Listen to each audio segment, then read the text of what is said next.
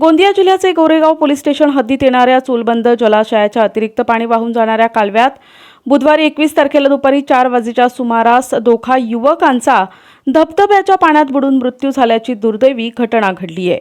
मृतकाचं नाव कादिर मतीन शेख आणि कैफ अमीन शेख असं असून दोघंही राहणार सडक अर्जुनीचे असल्याची माहिती समोर आली आहे। भारत बंद असल्याने मृतक आपल्या कुटुंबातील महिला आणि पुरुषांसोबत चूलबंद जलाशय येथे सहली करता आले होते।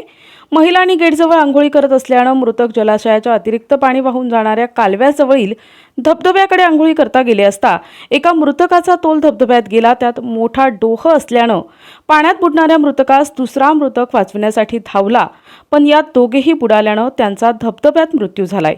ही बातमी वाऱ्यासारखी मुरदोली गावात पसरली।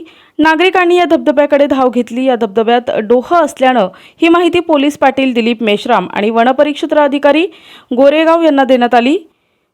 पोलीस पाटील यांनी गोरेगाव पोलिसांना या घटनेची माहिती दिली, पण बुधवारी गोरेगाव बंद असल्याने पोलीस बंदोबस्तात होते, तरी सुद्धा घटनेची माहिती मिळताच पोलीस घटनास्थळी दाखल झाले।